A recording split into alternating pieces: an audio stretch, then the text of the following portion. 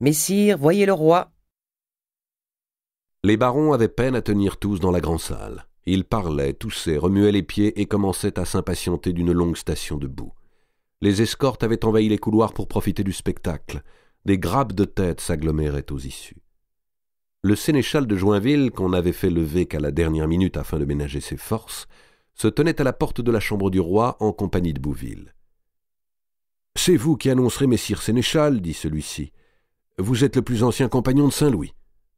C'est à vous que revient l'honneur. » Malade d'anxiété, la face ruisselante, Bouville pensait « Moi, je ne pourrais pas faire l'annonce, ma voix me trahirait. » Il vit apparaître au bout du couloir ombreux la comtesse Mao, gigantesque, grandie encore par sa couronne et son lourd manteau d'apparat.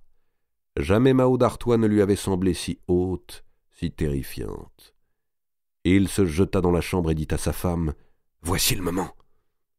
Madame de Bouville se porta au-devant de la comtesse dont le pas solide sonnait sur les dalles et lui remit le léger fardeau. Le lieu était sombre. Mao ne regarda pas l'enfant de bien près. Elle trouva simplement qu'il avait pris du poids depuis le jour de son baptême.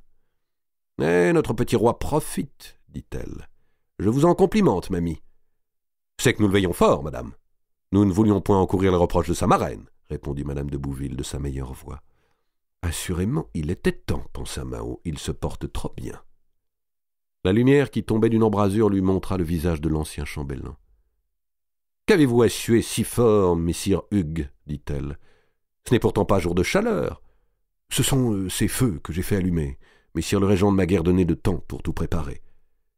Ils s'affrontèrent du regard, chacun connaissant là un désagréable instant. Marchons donc, dit Mao, et faites-moi le chemin. Bouville offrit son bras au vieux sénéchal, et les deux curateurs se dirigèrent lentement vers la grande salle. Mao les suivait à quelques pas.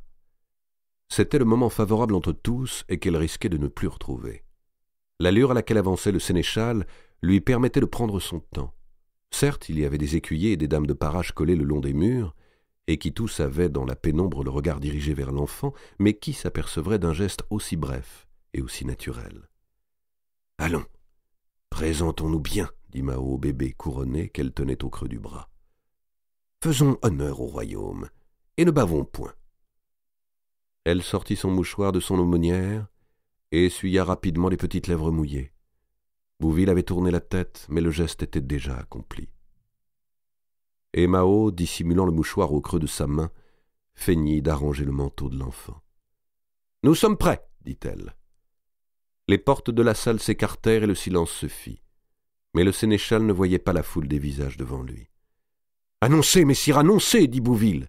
« Que dois-je annoncer » demanda Joinville. « Le roi, voyons, le roi !»« Le roi ?» murmura Joinville.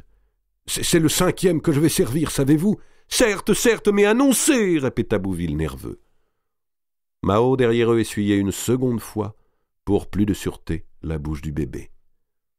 Le sire de Joinville, s'étant éclairci la gorge par quelques raclements, se décida enfin à prononcer d'une voix grave assez nette. « Messire, voyez le roi ! Voyez le roi, messire !»« Vive le roi !» répondirent les barons, délivrant le cri qu'ils retenaient depuis l'enterrement du hutin. Mao alla droit au régent et aux membres de la famille royale rassemblés autour de lui. « Mais il est gaillard, il est rose, il est gras !» disaient les barons au passage. « Que nous chantait-on ? Qu'il était chétif et ne pouvait point vivre !» murmura Charles de Valois à son fils Philippe. « Allons, la race de France est toujours bien vaillante !» dit Charles de la Marche pour imiter son oncle. L'enfant du Lombard se comportait bien, trop bien même au gré de Mao. Ne pourrait-il pas crier, se tordre un peu, pensa-t-elle, et sournoisement elle cherchait à le pincer au travers du manteau. Mais les langes étaient épais, et l'enfant ne faisait entendre qu'un petit gargouillement assez joyeux. Le spectacle offert à ses yeux bleus fraîchement ouverts semblait lui plaire. « Le petit gueux, il va chanter dans une minute, il chantera moins cette nuit, à moins que la poudre de Béatrice ne soit éventée. » Des cris s'élevèrent dans le fond de la salle. « Nous ne le voyons point! Nous le voulons admirer !»« Tenez, Philippe, dit Mao à son gendre en lui tendant le bébé. Vous avez le bras plus long que le mien, montrez le roi à ses vassaux. » Le régent prit le petit Jean par le torse, l'éleva au-dessus de sa tête pour que chacun pût à loisir le contempler. Soudain, Philippe sentit couler sur ses mains un liquide gluant et chaud. L'enfant saisi de hoquet vomissait le lait qu'il avait sucé la demi-heure d'avant. mais un lait devenu verdâtre et mêlé de bile. Son visage se colora de la même manière, puis très vite vira à une teinte foncée, indéfinissable, inquiétante, tandis qu'il tordait le cou en arrière. Une vaste exclamation d'angoisse et de désappointement s'éleva de la foule des barons. « Seigneur, Seigneur !» s'écria Mao, « les convulsions le ressaisissent !»« Reprenez-le » dit vivement Philippe en lui remettant l'enfant dans les bras comme un paquet dangereux. « Je le savais !» lança une voix. C'était Bouville, il était pourpre, et son regard allait avec colère de la comtesse au régent. « Oui, vous aviez raison, Bouville, dit ce dernier. Il était trop tôt pour présenter cet enfant malade. »« Je le savais !» répéta Bouville. Mais sa femme le tira vivement par la manche pour lui éviter une irréparable sottise. Leurs yeux se rencontrèrent et Bouville se calma. « Qu'allais-je faire ? Je suis fou, pensa-t-il. Nous avons le vrai. » Mais s'il n'avait tout agencé pour détourner le crime sur une autre tête, il n'avait rien prévu pour le cas où le crime serait vraiment commis. Mao, elle aussi, était prise de vitesse. Elle n'attendait pas du poison une action à ce point immédiate. Elle prononçait des paroles qui se voulaient rassurantes. « Apaisez-vous, apaisez-vous. L'autre jour aussi, nous avons cru qu'il allait passer. Et puis, vous voyez, il est bien revenu. C'est mal d'enfant qui fait peur à voir, mais qui ne dure point. La ventrière, qu'on aille quérir la ventrière !» ajouta-t-elle, prenant tous les risques pour prouver sa bonne foi. Le régent tenait ses mains souillées écartées du corps. Il les regardait avec crainte et dégoût et n'osait plus toucher à rien. Le bébé était bleuâtre et suffoquait. Dans le désordre et l'affolement qui suivirent, personne ne sut très bien ce qu'il faisait ni comment les choses s'étaient passées. Madame de Bouville s'élança vers la chambre de la reine, mais presque arrivée, s'arrêta brusquement en pensant « Si j'appelle la ventrière, elle verra bien, elle, que l'enfant a été changé, et qu'il n'a pas la marque des fers, surtout, qu'on ne lui ôte pas le bonnet. » Elle revint en courant, tandis que l'assistance refluait déjà vers la chambre du roi. Le service d'aucune ventrière n'était plus nécessaire à l'enfant. Toujours enveloppé du manteau fleur de lysée, sa couronne de poupée inclinée sur la tempe, il gisait, lèvres sombres, langes souillées et viscères rompus, au milieu de l'immense lit couvert de soie. Le bébé qu'on venait de présenter à tous comme le roi de France avait cessé de vivre.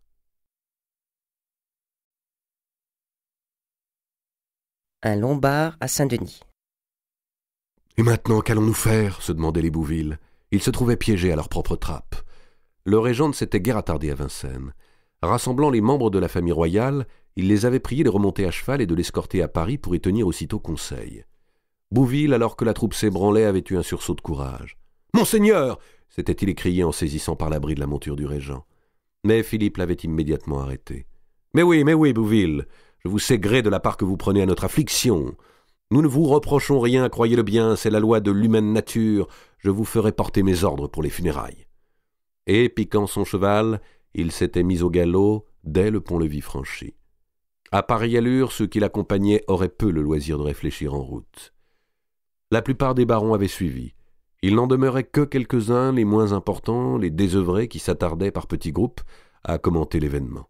« Tu vois, disait Bouville à sa femme, j'aurais dû parler sur l'instant même. Pourquoi m'as-tu retenu ?» Ils se tenaient debout dans une embrasure de fenêtre, chuchotant et osant à peine se confier leurs pensées. « La nourrice, reprit Bouville. J'y ai veillé. Je l'ai entraînée dans ma propre chambre, que j'ai fermée à clé, et j'ai placé 2 hommes à la porte. Il ne se doute de rien ? Non. Il faudra bien lui dire. Attendons que tout le monde soit parti.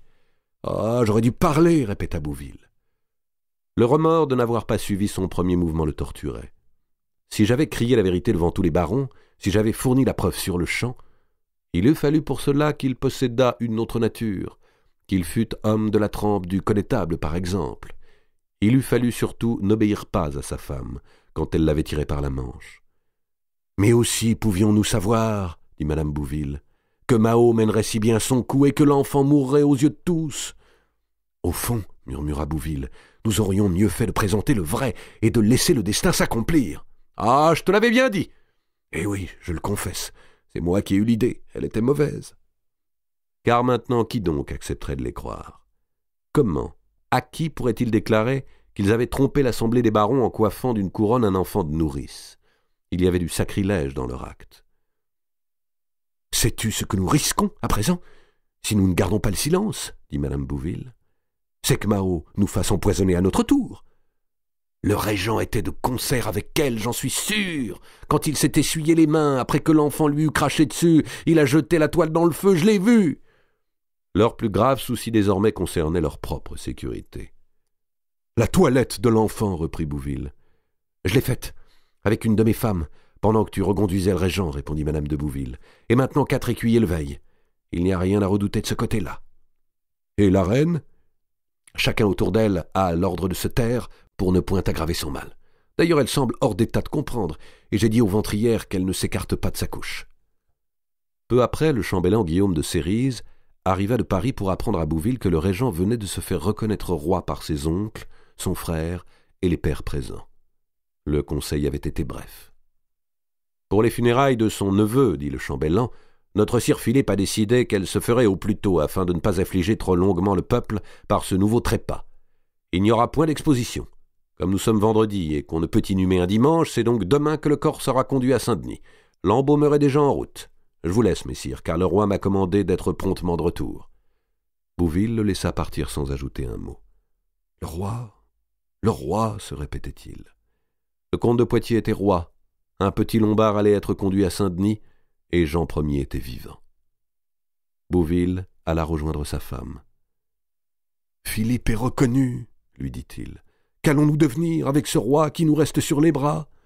Nous devons le faire disparaître. »« Ah non !» s'écria Bouville indigné. « Il ne s'agit pas de cela. Tu perds l'esprit, Hugues, répliqua madame de Bouville. Je veux dire qu'il faut le cacher. Mais il ne régnera pas. Il vivra au moins. Et un jour, peut-être, sait-on jamais. Mais comment le cacher ? À qui le confier sans éveiller les soupçons ? Il était nécessaire d'abord qu'il continuât d'être allaité. « La nourrice. Il n'y a que la nourrice dont nous puissions nous servir, dit madame de Bouville.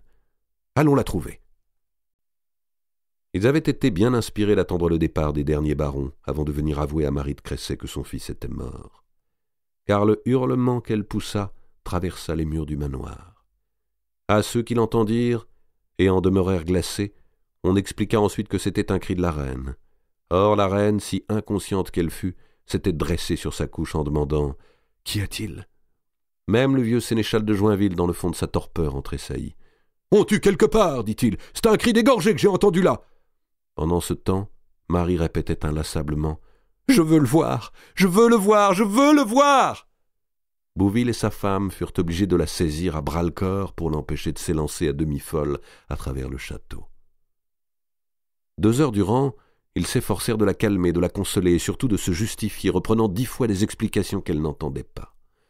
Bouville pouvait bien lui affirmer qu'on n'avait pas voulu cela, que c'était l'œuvre criminelle de la comtesse Mao. Les mots s'inscrivaient inconsciemment dans la mémoire de Marie, d'où ils ressurgiraient plus tard, mais sur l'instant, ils n'avaient pas de signification. Elle s'arrêtait un moment de pleurer, regardait droit devant elle et puis brusquement se remettait à hurler comme un chien sur lequel un chat a passé. Les Bouville crurent vraiment qu'elle perdait la raison. Ils épuisaient tous les arguments. Grâce à ce sacrifice involontaire, Marie avait sauvé le vrai roi de France, le descendant de la lignée illustre. « Vous êtes jeune, disait madame de Bouville. Vous aurez d'autres enfants. Quelle femme en sa vie n'a perdu au moins un enfant au berceau ?» Et de lui citer les jumeaux mornais de Blanche de Castille et tous les petits disparus de la famille royale depuis 3 générations, chez les Anjou, les Courtenay, les Bourgogne, les Châtillon, les Bouvilles eux-mêmes, combien de mères régulièrement endeuillées et qui pourtant finissaient heureuses, parmi une vaste progéniture.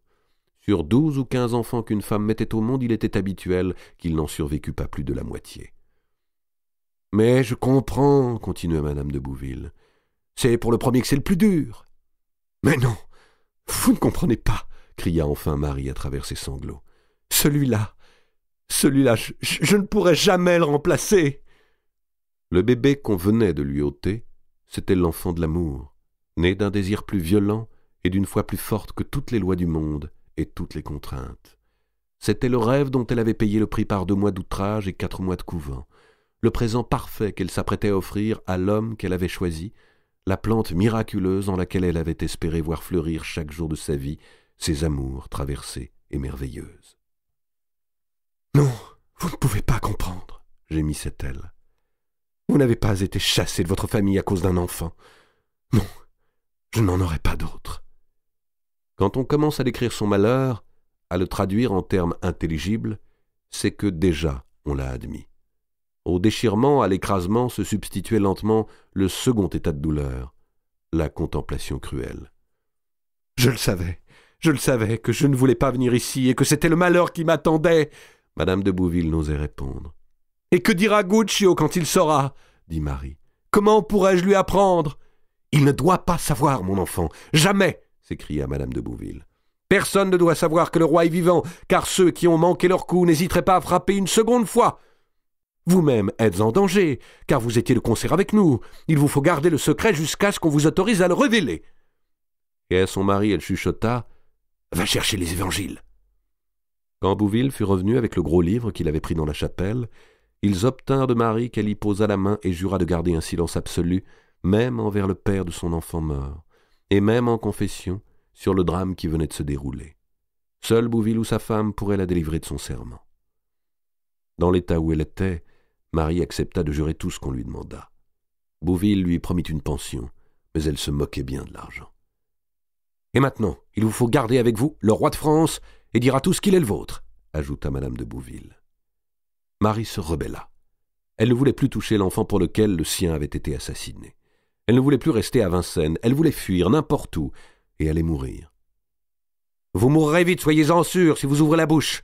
Mao ne tardera pas à vous faire empoisonner ou poignarder. »« Non, je ne dirai rien, je vous le promets, mais laissez-moi partir. »« Vous partirez, mais vous n'allez pas le laisser périr, vous voyez bien qu'il a faim. »« Nourrissez-le au moins aujourd'hui, » dit Madame de Bouville en lui mettant le vrai roi dans les bras. Quand Marie eut le bébé contre elle, ses pleurs redoublèrent. « Gardez-le, il sera comme le vôtre, » insista Madame de Bouville. « Et quand le temps viendra de le remettre au trône, vous serez honorée à la cour avec lui. Vous serez sa deuxième mère. » Ce n'étaient pas les hypothétiques honneurs promis par la femme du curateur qui pouvaient en ce moment convaincre Marie, mais la présence de cette petite vie qu'elle tenait entre ses mains, et sur laquelle elle allait opérer inconsciemment un transfert, un report de sentiments maternels. Elle posa les lèvres sur la tête duvetée du bébé, et d'un geste devenu machinal ouvrit son corsage en murmurant « Non, je ne peux pas te laisser périr, mon petit Jean. Mon petit Jean. » Les Bouville eurent un soupir de soulagement. Ils avaient gagné au moins dans l'immédiat. « Il ne faut point qu'elle soit encore à Vincennes demain quand on viendra enlever l'enfant, » dit très bas Madame de Bouville à son mari. Le lendemain, Marie, prostrée et laissant Madame de Bouville décider de toutes choses, fut reconduite avec l'enfant au couvent des Clarisses.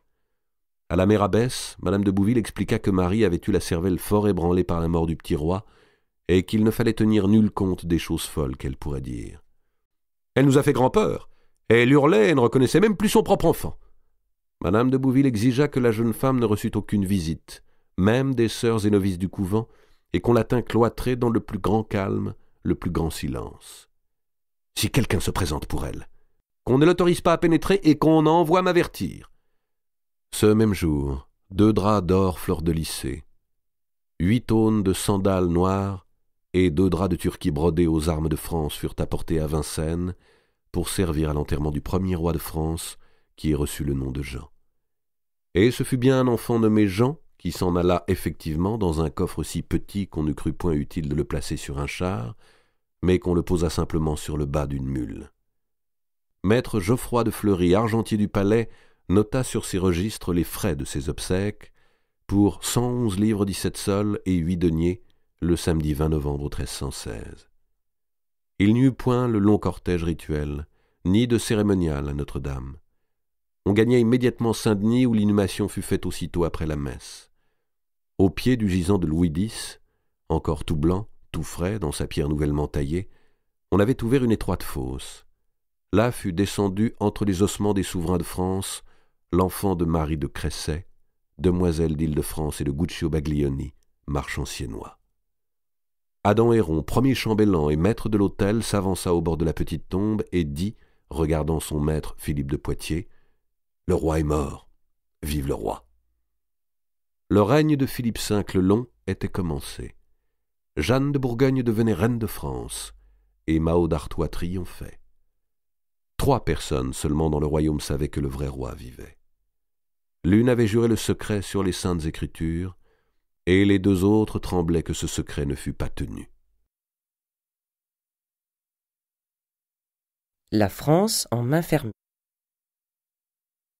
Pour conquérir le trône, Philippe V avait usé à l'intérieur des institutions monarchiques d'un procédé éternel et qu'en langage moderne on nomme le coup d'État. Se trouvant par l'autorité de sa personne et l'appui de partisans dévoués investis des principales fonctions royales, il avait fait entériner par l'Assemblée de Juillet un règlement de succession qui pouvait éventuellement le favoriser, mais seulement après de longs délais et l'application de clauses préalables. Survenait, en la disparition du petit roi, l'événement propice. Philippe, aussitôt malmenant un peu la légalité qu'il avait lui-même établie, s'appropriait la couronne sans plus observer ni délai ni préalable. Un pouvoir obtenu dans de semblables conditions était forcément menacé, au moins en son début. Tout occupé à consolider sa position, Philippe n'eut guère le temps de savourer sa victoire ni de se contempler lui-même en son rêve accompli. La cime était étroite où il venait d'accéder. Les langues marchaient fort à travers le royaume. Le soupçon se répandait. La poigne du nouveau roi était assez connue et tous ceux qui risquaient d'en pâtir se serrèrent autour du duc de Bourgogne.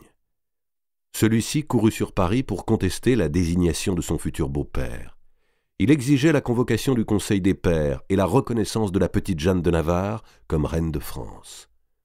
Philippe, pour s'assurer la régence, avait sacrifié le comté de Bourgogne. Pour garder la royauté, il offrit de séparer les deux couronnes de France et de Navarre, si récemment réunies, et de laisser le petit royaume pyrénéen à la fille douteuse de son frère. Mais si Jeanne était jugée digne de régner sur la Navarre, n'était-elle pas digne de régner également sur la France? Le duc Eudes en décida ainsi et refusa la proposition. On irait donc à l'épreuve de force. Eudes repartit au galop pour Dijon, d'où il lança au nom de sa nièce une proclamation à tous les seigneurs d'Artois et de Picardie, de Brie et de Champagne, les invitant à refuser obéissance à un usurpateur.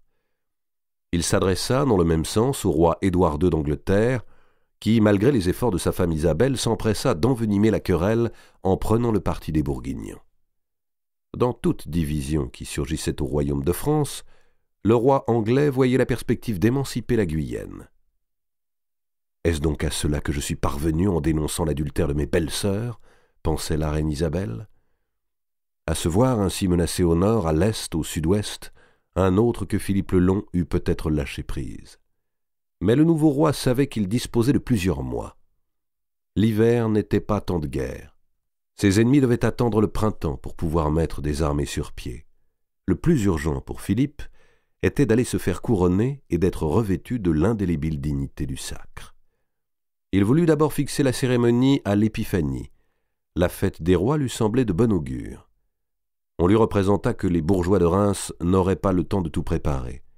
Il accorda un délai de 3 jours. La cour partirait de Paris le 1er janvier et le sacre se ferait le dimanche 9. Depuis Louis VIII, premier roi non élu du vivant de son prédécesseur, on n'avait jamais vu l'héritier du trône se précipiter aussi vite à Reims. Mais la consécration religieuse semblait encore insuffisante à Philippe.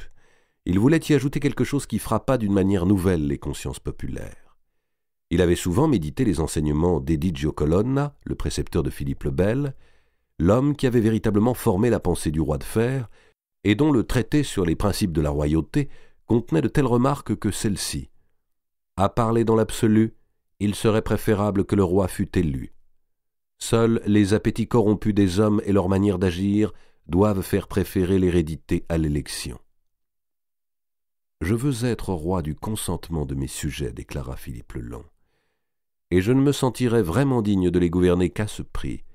Et puisque certains grands me font défaut, je donnerai la parole aux petits. » Son père lui avait montré la voie en convoquant, dans les heures difficiles de son règne, des assemblées où toutes les classes, tous les États du royaume se trouvaient représentés.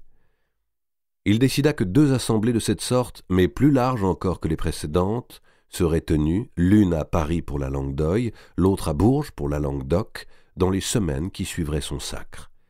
Et il prononça le mot d'États généraux.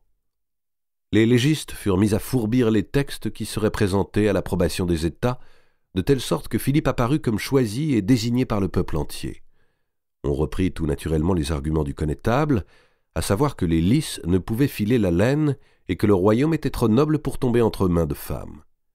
On s'appuya plus étrangement sur le fait qu'entre le vénéré Saint-Louis et madame Jeanne de Navarre, on comptait 3 intermédiaires successoraux, alors qu'entre Saint-Louis et Philippe, il n'en existait que 2.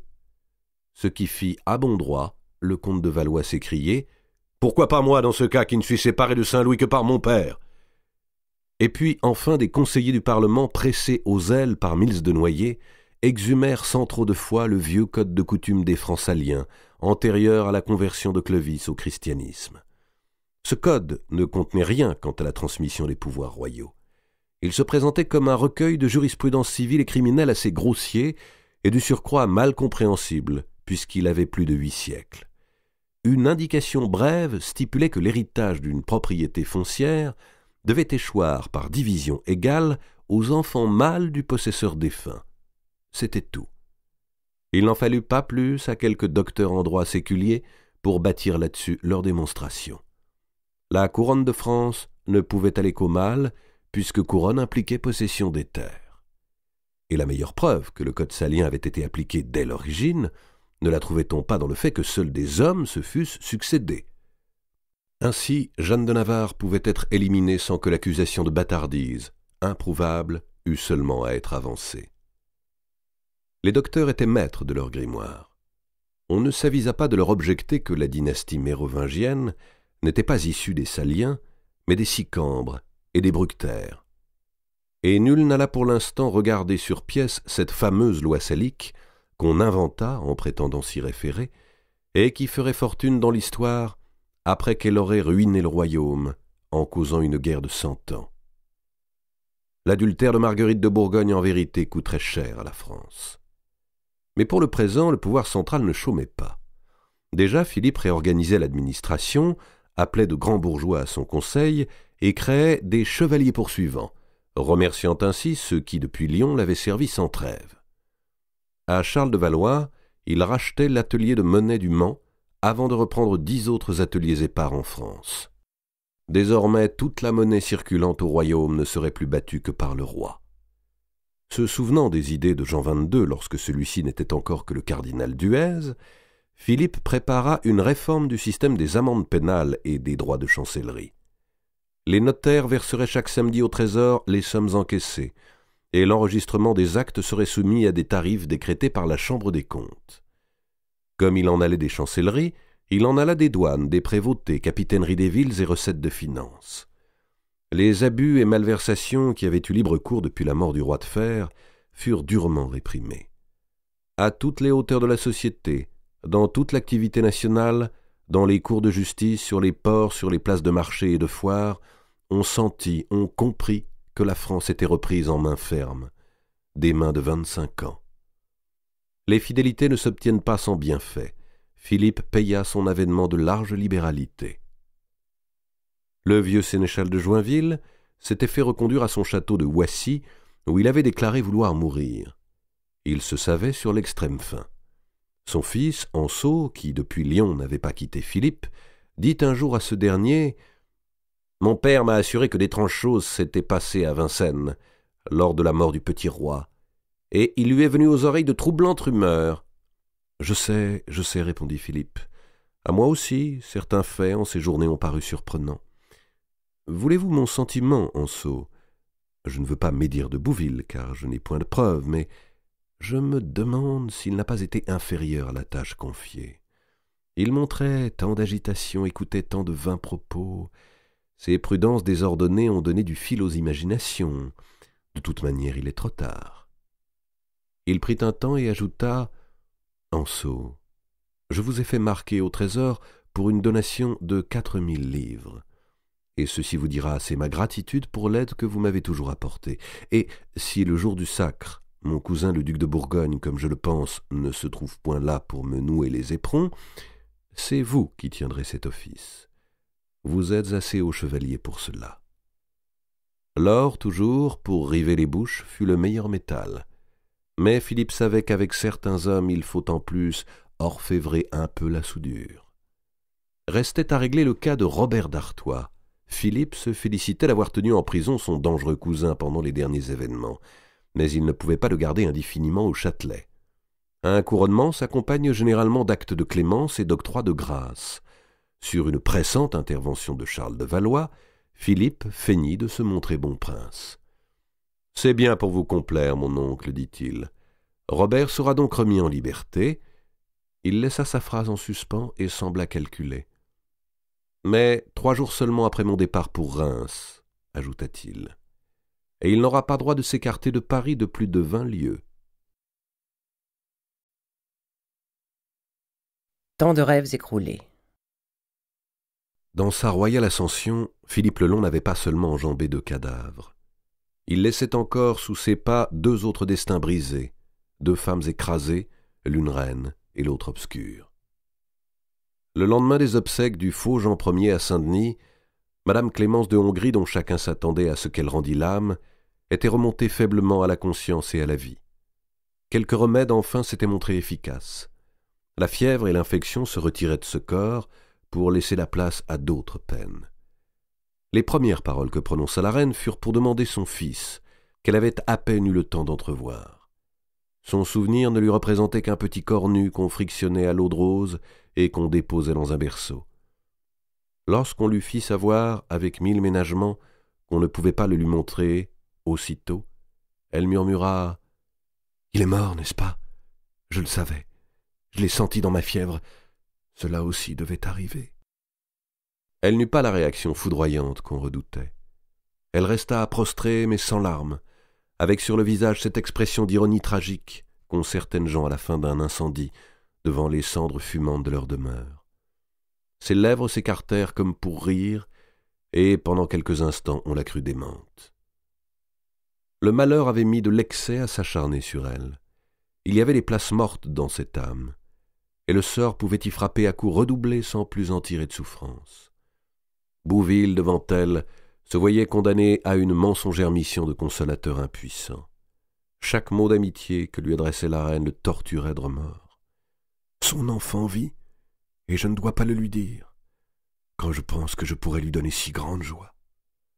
20 fois la pitié et même la simple honnêteté faillirent l'emporter, mais Madame de Bouville, le sachant d'âme faible, ne le laissait jamais seul auprès de la reine. Au moins put-il se soulager à moitié en accusant Mao, la réelle coupable. La reine haussa les épaules. Que lui importait la main dont les forces du mal s'étaient servies pour l'atteindre ? « J'ai été pieuse, j'ai été bonne, du moins je crois l'avoir été, disait-elle. Je me suis efforcée de suivre les ordonnances de la religion et d'amender ceux qui m'étaient chers. Je n'ai jamais souhaité peine à quiconque, et Dieu s'est employé à me meurtrir plus qu'aucune de ses créatures. Or je vois des méchants triompher en tout. » Elle ne se révoltait pas, ni ne blasphémait non plus, elle constatait simplement une sorte de monumentale erreur. Son père et sa mère avaient été enlevés par la peste lorsqu'elle avait à peine 2 ans, tandis que toutes les princesses de sa famille, ou presque, recevaient établissement dès avant leur nubilité. Elle avait attendu un parti jusqu'à l'âge de 22 ans. Celui qui s'était offert inespéré paraissait le plus haut du monde. À ce mariage avec la France, elle était arrivée éblouie et perdue d'un amour irréel et pétrie de toutes les intentions du bien. Avant même d'aborder à son nouveau pays, elle avait manqué périr en mer. Au bout de quelques semaines, elle découvrait qu'elle avait épousé un assassin et succédé à une reine étranglée. Après 10 mois, elle restait veuve et enceinte. Aussitôt éloignée du pouvoir, on l'avait séquestrée sous prétexte de la défendre. Elle venait pendant 8 jours de se débattre aux portes du trépas pour apprendre, à peine sortie de cet enfer, que son enfant était mort, empoisonné sans doute, comme son mari l'avait été. « Les gens de mon pays croient au mauvais sort. Ils ont raison, j'ai le mauvais sort, dit-elle. Je me dois interdire de plus rien entreprendre et de me fier à rien, pas même à Dieu. » Amour, charité, espérance, elle avait épuisé toutes les réserves de vertu qu'elle possédait, et la foi du même coup se retirait d'elle. Elle avait subi pendant sa maladie de telles tortures, et si fort éprouvait l'impression d'agonie, que de se sentir vivante, de respirer sans peine, de s'alimenter, de poser son regard sur des murs, des meubles, des visages, lui semblait surprenant, et lui procurait les seules émotions dont son âme aux 3/4 détruite fut encore capable. À mesure que se déroulait sa lente convalescence, et qu'elle retrouvait sa légendaire beauté, la reine Clémence se mit à développer des goûts de femme âgée et capricieuse. On eût dit que sous cette apparence admirable, Sous ses cheveux d'or, ce visage de rétable, cette poitrine noble, ces membres fuselés qui reprenaient de jour en jour leur séduction, 40 années d'un coup s'étaient écoulées. Dans un corps somptueux, une vieille veuve réclamait à la vie ses dernières joies. Elle les réclamerait pendant 11 ans. Frugale jusque-là, autant par religion que par indifférence, la reine montra vite d'étranges exigences pour des nourritures rares et dispendieuses. Comblée par Louis X de joyaux qu'elle avait dédaignés en les recevant, elle s'animait maintenant devant ses coffres à bijoux, se passionnait à dénombrer les pierres, à en calculer la valeur, à en apprécier la taille ou l'eau. Elle décidait soudain de modifier les montures et convoquait pour d'interminables entretiens ses orfèvres. Elle passait aussi de longues heures avec les lingères, faisant acheter au plus cher des étoffes d'Orient, commandait d'excessives quantités de parfums. Si, pour sortir de ses appartements, elle revêtait la blanche tenue des veuves, dans sa chambre, ses familiers étaient surpris, gênés de la voir levée près de la cheminée, sous des voiles d'une excessive transparence. Sa générosité de naguère ne survivait que sous la forme altérée de libéralités absurdes. Les marchands s'étaient donné le mot, et savaient qu'aucun prix ne serait discuté. L'avidité gagnait le personnel. Oh, certes, la reine Clémence était bien servie. On se disputait aux cuisines la faveur de lui apporter son plat, car pour un dessert ornementé, pour un lait de noisette, pour une eau d'or récemment découverte et où le romarin et la girofle avaient macéré à suffisance dans un jus de grenade, la reine soudain ouvrait sa main pleine de pièces. Elle voulut bientôt entendre chanter et que contes, lays et romans fussent récités par bouches agréables. Son regard refroidi ne voulait plus se poser que sur de jeunes visages. Un ménestrel, bien pris de taille et de voix chaleureuse, qui l'avait distraite 1 heure, et dont les yeux s'étaient troublés en entrevoyant son corps sous les voiles de Chypre, recevait de quoi festoyer aux tavernes pendant tout un mois. Bouville s'alarmait de ces profusions, mais il n'avait pu se défendre d'en être lui-même bénéficiaire. Le 1er janvier, qui était le jour des compliments et des cadeaux, bien que l'année officielle ne débutât qu'à Pâques, la reine Clémence remit à Bouville un sac brodé contenant 300 livres d'or. L'ancien chambellan s'écria « Non, madame, de grâce, je ne l'ai point mérité !» Mais on ne peut refuser le présent d'une reine, même si l'on sait que cette reine se ruine. Dans cette même journée du 1er janvier, Bouville reçut la visite de messer Ptolomei. Le banquier trouva l'ancien chambellan étonnamment maigri et blanchi. Bouville flottait dans ses vêtements. Ses joues s'affaissaient de chaque côté du visage. Son regard était inquiet et son attention en même temps paraissait défaillante. « Cet homme-là, pensa Ptolomei, est rongé d'une maladie secrète, et je ne serais point surpris qu'il fût saisi avant peu du mal de mort. Il faut me hâter d'arranger les affaires de Guccio. » Ptolomei connaissait les usages.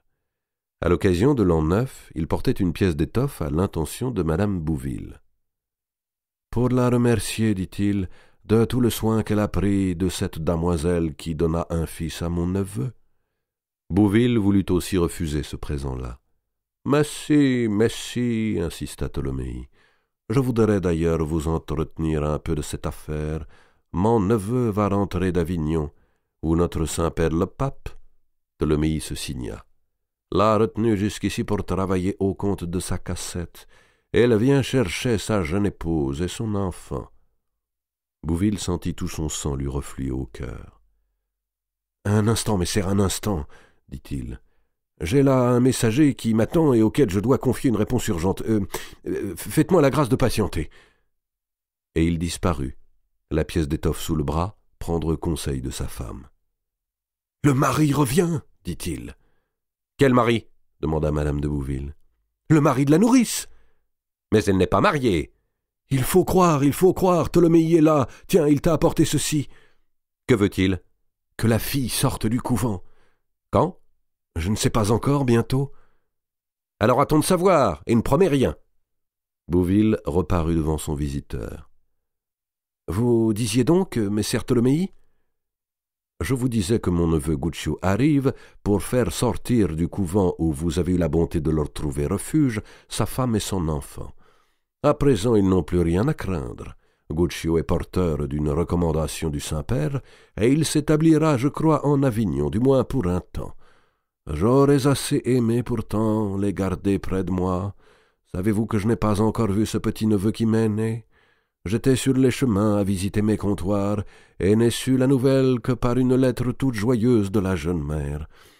Avant-hier, aussitôt rentré, j'ai voulu l'aller voir, mais au couvent des Clarisses, je me suis heurté à porte de bois. « C'est que la règle est fort sévère aux Clarisses, dit Bouville. Et puis nous avions donné sur votre demande consigne étroite. Il n'est advenu nulle chose mauvaise. »« Mais non, messire, rien que je sache. Je vous en eusse aussitôt averti, répondit Bouville, qui se sentait au gril. Quand donc votre neveu arrive-t-il? Je l'attends sous 2 ou 3 jours. Bouville le regarda d'un œil effaré. Je vous prie une autre fois de me pardonner, dit-il, mais je me rappelle soudain que la reine m'avait envoyé quérir un objet que je ne lui ai pas apporté. Je reviens. Et il s'éclipsa de nouveau. C'est dans la tête à coup sûr que la maladie le tient, pensa Tholomyès. Le plaisir de s'entretenir avec un homme qui à chaque seconde s'enfuit, pourvu qu'il ne m'oublie pas ici à mon tour. Il s'assit sur un coffre et resta un bon moment à lustrer sa fourrure qui bordait sa manche. « Me voici, dit Bouville, soulevant une tenture. Vous me parliez donc de votre neveu.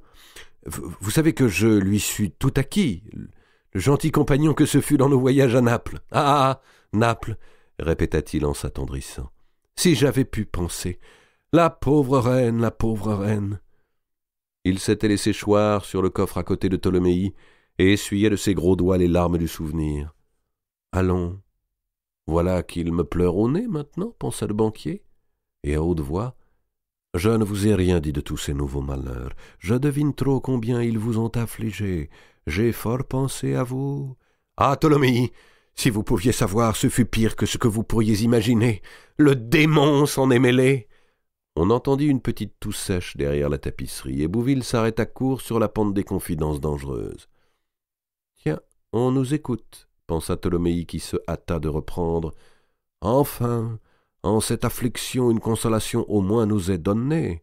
Nous avons un bon roi. »« Certes, nous avons un bon roi, » répéta Bouville sans grande chaleur.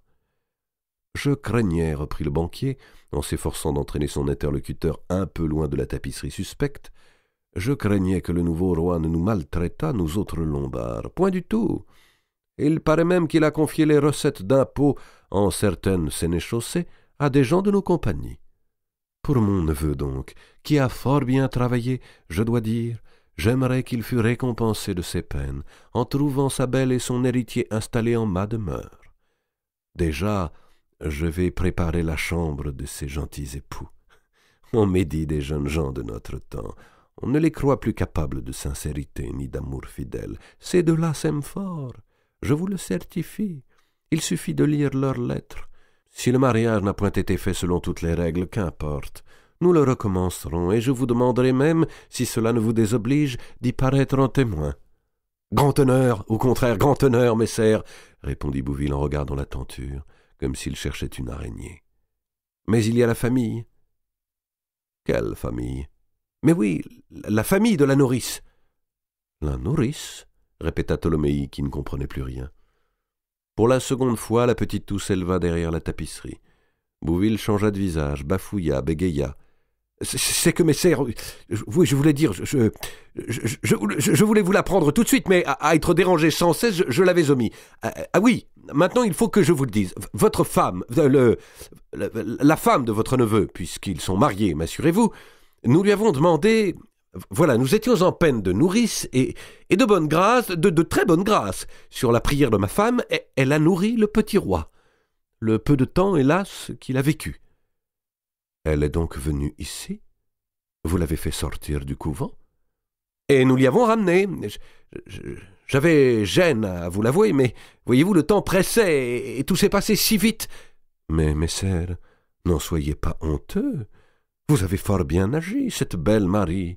Elle a donc nourri le pauvre petit roi. Que voilà une surprenante nouvelle et combien honorable. C'est pitié seulement qu'elle n'ait pas eu à donner son lait plus longtemps, dit Tholomyès, qui regrettait déjà tous les avantages qu'il aurait pu tirer d'une telle situation. Alors il vous est aisé de la faire sortir à nouveau. Eh non, pour la faire sortir tout à fait, il faut le consentement de la famille. Avez-vous revu sa famille? Jamais. Ces frères qui avaient mené si grand tapage ont semblé bien aise de s'en débarrasser et n'ont jamais reparu. Où vivent-ils? Chez eux, à Cresset. Cresset, où cela se trouve-t-il donc? Mais près de Naufle, où j'ai un comptoir. Cresset, Naufle, fort bien. En vérité, vous êtes étrange homme, monseigneur, si j'ose vous le dire, s'écria Ptolomée. Je vous confie une fille, je vous conte tout à son propos. Vous l'allez chercher pour nourrir l'enfant de la reine, elle vit ici 8 jours, 10 jours, 5, précisa Bouville. 5 jours, reprit Ptolomée, et vous ne savez pas d'où elle vient, ni presque comment elle se nomme. Si, je sais, je savais bien, dit Bouville en rougissant, mais par moments la tête me fuit. Il ne pouvait pas, une 3e fois, courir vers sa femme. Que ne venait-elle le secourir, au lieu de demeurer caché derrière la tapisserie, pour le tancer tout à l'heure, comme s'il commettait une sottise? Elle avait ses raisons, sans doute. Ce Ptolomée est le seul homme que je redoute en cette affaire, avait-elle dit à Bouville. Un nez de Lombard vaut 30 chiens de meute. S'il te voit seul, niais comme tu l'es, il se défiera moins, et je pourrais mieux mener le jeu ensuite. Niais comme tu l'es. Elle a raison, je suis devenu niais, se disait Bouville. Pourtant j'ai su parler à des rois naguère, et traiter de leurs affaires. J'ai négocié le mariage de Madame Clémence, j'ai dû m'occuper du conclave et ruser avec Duèze. Ce fut cette pensée qui le sauva. Votre neveu, me disiez-vous, est muni d'une lettre d'ordre du Saint-Père, reprit-il. Eh bien voilà qui arrange tout. C'est à Guccio d'aller chercher sa femme, en montrant cette lettre. Ainsi nous serons tous couverts et ne pourrons avoir ni reproche ni procès. Le Saint-Père, que veut-on de plus? Dans 2 ou 3 jours, n'est-ce pas, hein? Souhaitons donc que tout se passe au mieux, et grand merci de ce beau drap. Ma bonne épouse, je suis sûr, l'appréciera fort. À vous revoir, messères, et toujours votre serviteur.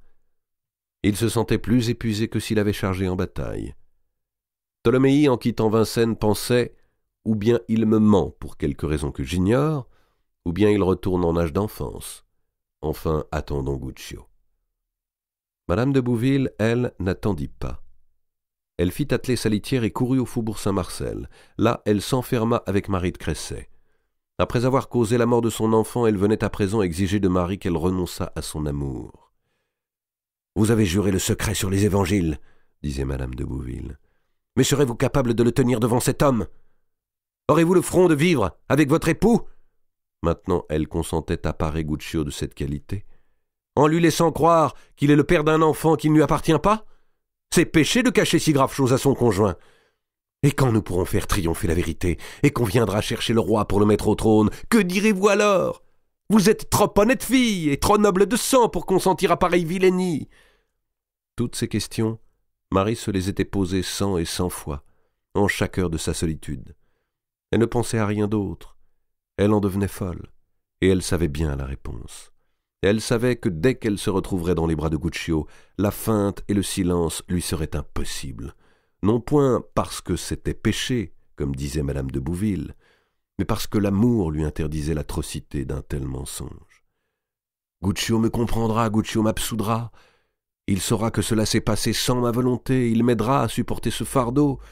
Guccio ne dira rien, madame. Je puis en jurer pour lui comme pour moi. On ne peut jurer que pour soi-même, mon enfant. Et un Lombard, en plus. Vous pensez comme il restèrent. Il en tirera usure. Madame, vous l'insultez. Mais non, je ne l'insulte pas, ma bonne. Je connais le monde. Vous avez juré de ne pas parler, même en confession. C'est le roi de France que vous avez en garde. Vous ne serez relevé de votre serment que quand le temps sera venu. De grâce, madame, reprenez le roi et délivrez-moi. Ce n'est point moi qui vous l'ai remis. C'est la volonté de Dieu. C'est dépôt sacré que vous avez là. Auriez-vous trahi notre Seigneur le Christ s'il vous avait été donné à garder pendant le massacre des innocents? Cet enfant doit vivre. Il faut que mon époux vous ait tous deux sous ma surveillance, et qu'on puisse à tout instant vous joindre, et non que vous partiez en Avignon, comme il en est question. J'obtiendrai donc de Guccio que nous demeurions où vous voudrez. Je vous assure qu'il ne parlera pas. Il ne parlera pas parce que vous ne le reverrez point. La lutte, coupée par la tétée du petit roi, dura l'après-midi entier. Les 2 femmes se battaient comme 2 bêtes au fond d'un piège. Mais la petite Madame de Bouville avait les dents et les griffes plus dures. « Et qu'allez-vous faire de moi alors? Allez-vous m'enfermer ici pour la vie ?» gémissait Marie. « Je le voudrais bien, pensait madame de Bouville, mais l'autre va arriver avec sa lettre du pape. »« Et si votre famille consentait à vous reprendre, proposa-t-elle, messire Hugues, je crois, pourrait parvenir à décider vos frères. » Rentrer à Cresset, entre des parents hostiles accompagnés d'un enfant qui serait considéré comme celui du péché, alors que de tous les enfants de France il était le plus digne d'honneur. Renoncer à tout, se taire, vieillir en n'ayant plus rien à faire qu'à contempler la monstrueuse fatalité, le désespérant gâchis d'un amour que rien n'aurait dû altérer, tant de rêves écroulés. Marie se cabra, elle retrouva la force qui l'avait poussée contre les lois et contre sa famille à se donner à l'homme qu'elle avait choisi. Brusquement, elle refusa. « Je reverrai Guccio, je lui appartiendrai, je vivrai avec lui !» s'écria-t-elle. Madame de Bouville frappa à petits coups lentement le bras de son siège. « Vous ne reverrez point ce Guccio, répondit-elle, parce que s'il approchait de ce couvent ou de tout autre lieu clos où nous pourrions vous enfermer, et que vous lui parliez une minute, ce serait pour la dernière. Mon époux, vous le savez, est un homme énergique et redoutable s'il s'agit de la sauvegarde du roi.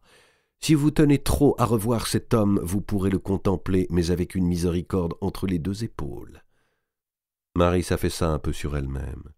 « C'est assez de l'enfant, murmura-t-elle, pour ne point aussi tuer le père. »« Il ne tient qu'à vous, dit madame de Bouville. »« Je ne pensais pas qu'à la cour de France, on fût si peu marchand de la mort des gens. Voilà la belle cour que le royaume respecte. Il me faut bien vous dire, madame, que je vous hais. »« Vous êtes injuste, Marie. Ma tâche est lourde, et je vous défends contre vous-même. Vous allez écrire ce que je vous dicterai. » Vaincue, désemparée, les tempes en feu et le regard obscurci par les pleurs, Marie traça péniblement des phrases qu'elle n'aurait jamais cru pouvoir écrire. La lettre devait être portée chez Tholomyès afin qu'il la remît à son neveu. Marie déclarait éprouver grande honte et horreur pour le péché qu'elle avait commis. Elle voulait se consacrer à l'enfant qui en était le fruit, ne plus retomber dans les errements de la chair et mépriser celui qui l'y avait poussée. Elle faisait interdiction à Guccio de ne jamais chercher à la revoir où qu'elle se trouvât. Elle voulut au moins mettre en terminant « Je vous jure de n'avoir jamais d'autre homme en ma vie que vous, ni d'engager à quiconque ma foi. » Madame de Bouville refusa. « Il ne doit point supposer que vous l'aimez encore. Allons, signez, et donnez-moi cette lettre. » Marie ne vit même pas la petite femme partir. « Il me haïra, il me méprisera, et il ne saura jamais que c'était pour le sauver. » pensa-t-elle en entendant battre la porte du couvent. Départ. L'arrivée au manoir de Cresset le lendemain matin d'un chevaucheur portant fleur-de-lys à la manche gauche et les armes royales brodées au col produisit grand effet.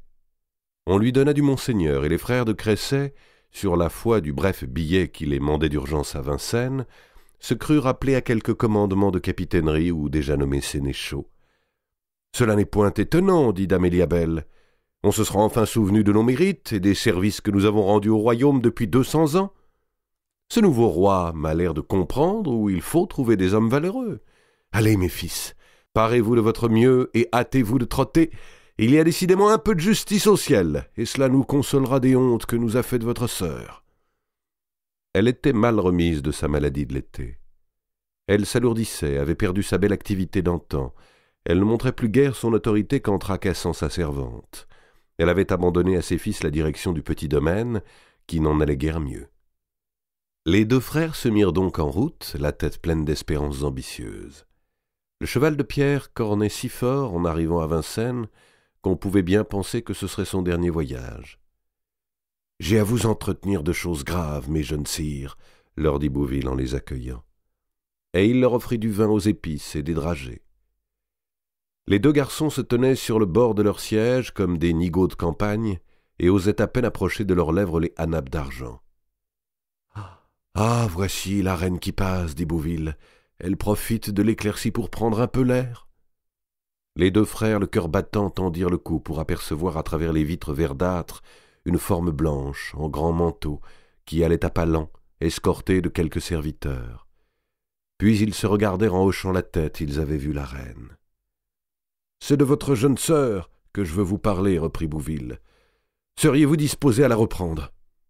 Il vous faut d'abord savoir qu'elle a nourri l'enfant de la reine. » Et il leur expliqua, dans le moins de mots possible, ce qu'il était indispensable de leur apprendre.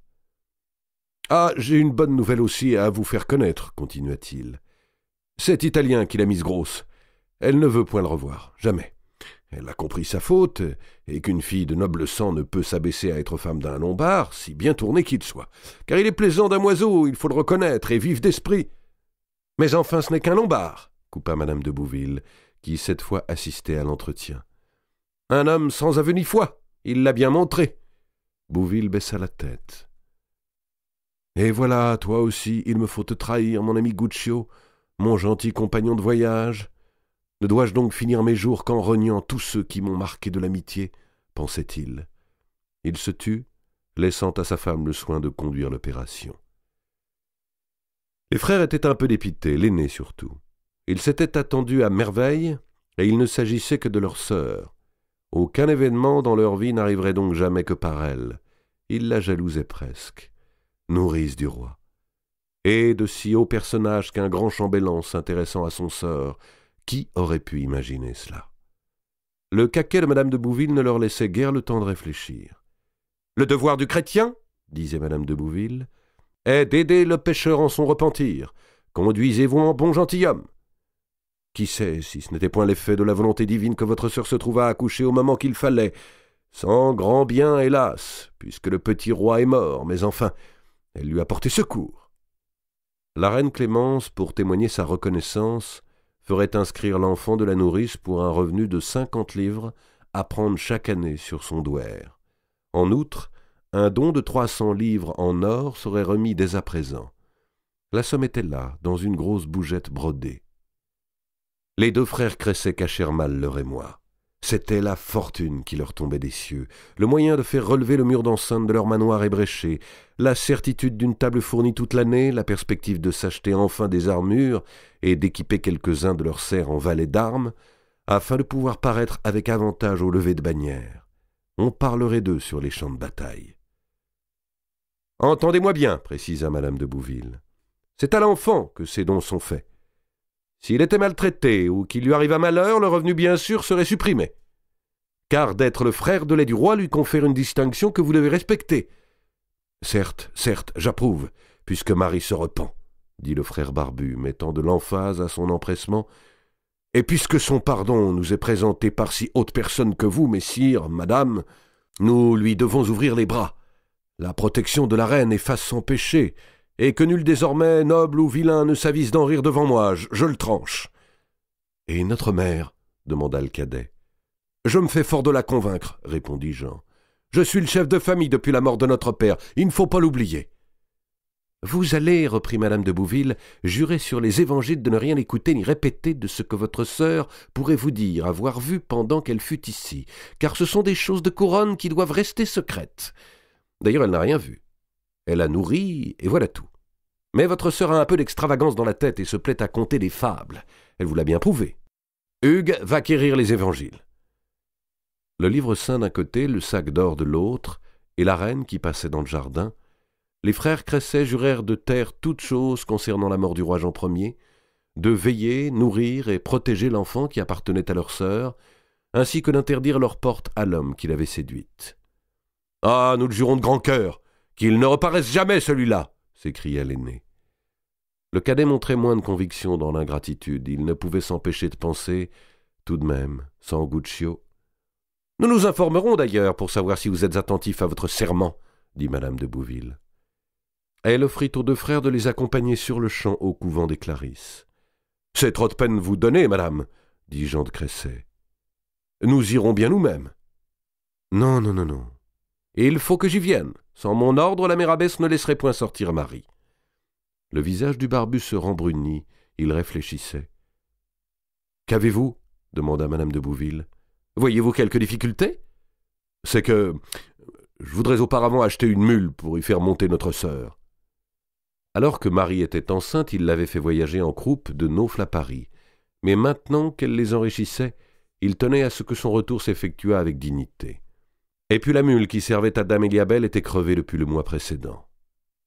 Qu'à cela ne tienne, dit madame de Bouville. Nous allons vous en donner une. Hugues, commande donc qu'on selle une de nos mules. Bouville accompagna jusqu'au pont-levis sa femme et les 2 frères Cresset. Je voudrais être mort pour cesser enfin de mentir et de craindre, pensait le malheureux homme amaigri, frissonnant en regardant la forêt décharnée.